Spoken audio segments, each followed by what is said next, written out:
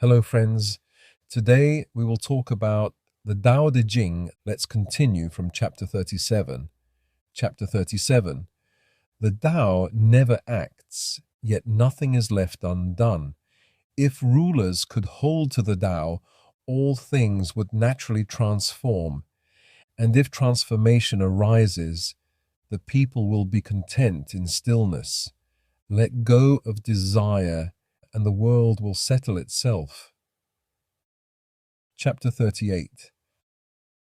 High virtue is not virtuous, and thus it possesses virtue. Low virtue never loses sight of virtue, and so it lacks virtue. High virtue does not act and has no intention. Low virtue acts and always intends. Compassion arises when the Tao is lost. Righteousness appears when compassion is lost. Morality appears when righteousness is lost. Morality is but a shadow of true virtue and the beginning of confusion. Thus, those who live by the Tao dwell in substance, not illusion. They hold to the fruit, not to the flower.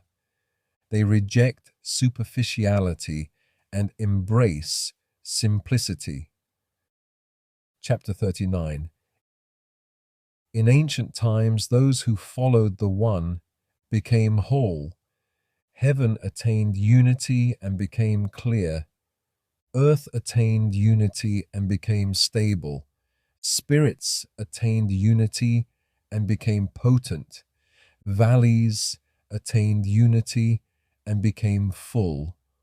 All things attained unity and flourished. Kings and rulers attained unity and brought peace to the world. Without unity, things fall into disorder. Unity is the root of all order, the deep harmony that sustains the world. Chapter 40. Reversal is the movement of the Tao. Yielding is the way of the Tao. All things arise from being. Being arises from non-being. Chapter 41. When the best students hear of the Tao, they practice it diligently. When average students hear of the Tao, they sometimes believe, sometimes doubt. When the worst students hear of the Tao, they laugh out loud. If it were not laughed at, it would not be the Tao. The path seems hidden, the way appears backward. True virtue looks like a valley, and great clarity seems obscure. Great skill may seem clumsy, and great eloquence like stuttering. Movement overcomes cold, and stillness overcomes heat. The calm and quiet can rule the world. Chapter 42. The Tao gave birth to one. One gave birth to two. Two gave birth to three. Three gave birth to all things. All things carry yin and embrace yang, and the breath of life brings them into harmony. What is hated by the people? To be alone, unwanted, and unworthy. Yet kings and rulers call themselves thus. So in losing much is gained, and in gaining much is lost. What others teach, I also teach. The violent will not meet a natural end. This I take as my teacher. Chapter 43. The softest thing in the world overcomes the hardest. That which has no substance can enter where there is no space.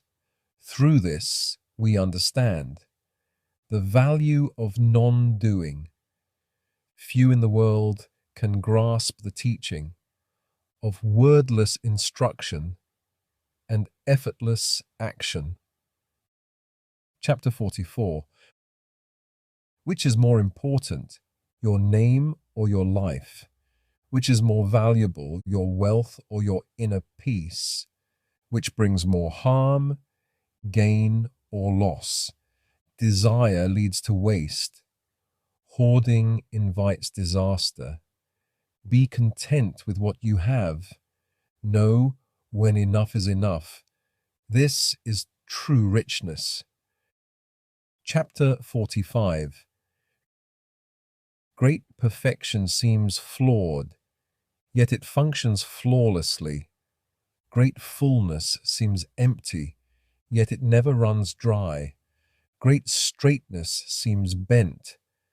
Great skill seems clumsy. Great eloquence seems awkward. Stillness overcomes haste. Calm conquers chaos.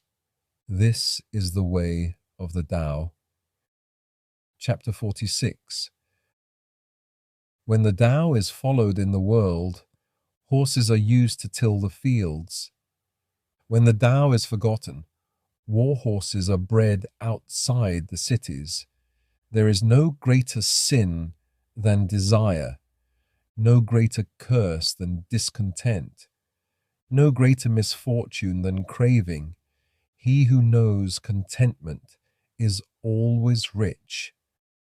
Chapter 47. Without going out the door, you can know the world.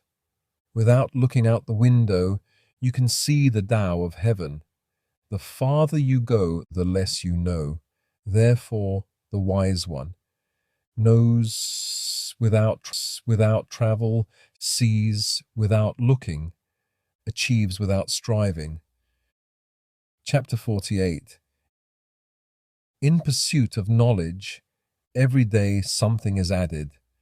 In pursuit of the Tao, every day something is let go. Less and less is done until non-action is achieved. When nothing is done, nothing is left undone. The world is ruled by letting things take their course. It cannot be ruled by interference. Our modern life and the Tao. These chapters bring us deep into the heart of the Tao, where the unseen, the unspoken, and the unforced become more powerful than anything we can physically grasp or measure. In our modern world, we're taught that more is better, more information, more control, more movement, more ambition. But the Tao reminds us that true wisdom comes not from gathering, but from letting go, not from chasing, but from being still. We chase knowledge, but become further from wisdom. We chase fame, but lose our identity. We seek gain, but become weighed down by our attachments. The Tao Te Ching tells us to live simply, quietly, and with humility, to recognize the strength in softness, the power in stillness, and the clarity that comes when we stop trying to force outcomes. Perhaps the most radical message in these ancient words is this: we don't need to improve everything. We only need to return to harmony. Letting go of unnecessary desires, letting things unfold naturally, and honoring silence over noise. This is not weakness. It is alignment with something timeless. So, in our own lives, maybe we can step back, breathe deeply, and ask, what can I let go of today? What can I stop chasing? Where can I simply be and trust? Because when we align with the Tao, life flows quietly, wisely, and with peace.